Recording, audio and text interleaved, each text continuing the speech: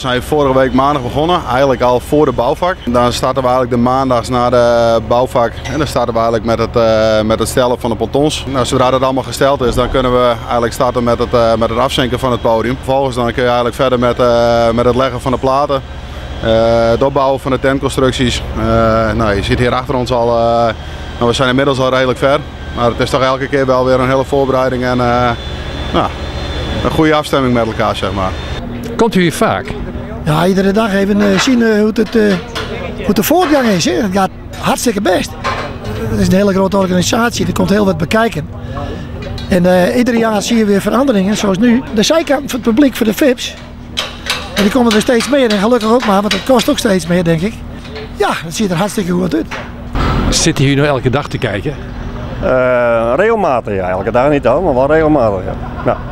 Nou, de veranderingen een beetje bekijken en alles. En ja, wat er gebeurt, dat alles straks weer klaar is en dan hopen we op een mooi feestje. 4 dagen feest? Nou ja, feest. Het is niet altijd feest, maar er zijn ook wel andere dingen bij. Hè. Zoals met de brandweer en die toestanden allemaal. Dat hoort ook allemaal bij, dus daar ga ik ook wel heen. Ben je de rugby? Bij leven en zo werden hoop ik hier te werden. Het mooiste vind ik de skippen natuurlijk die je komt. Nou, dat is juist wat er vroeger al gebeurd is, hoe die mensen in je werkt daar, hoe het ging. Dat is ongelooflijk mooi.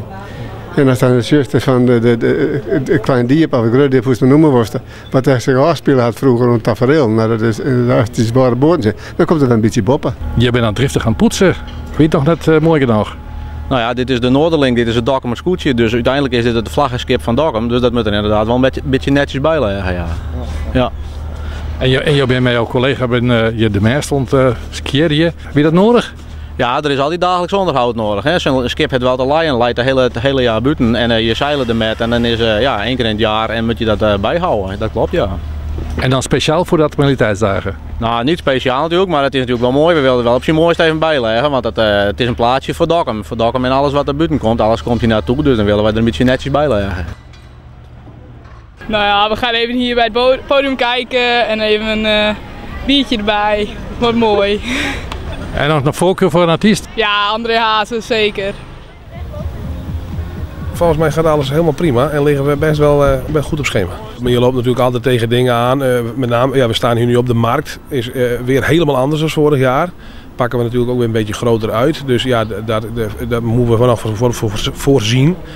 Ja, morgen, of ja, nee, het zijn vandaag maandag. Woensdag gaan ze daar echt mee beginnen. En dan gaan we ook tegen dingen aanlopen. Dus dan zien we dan weer.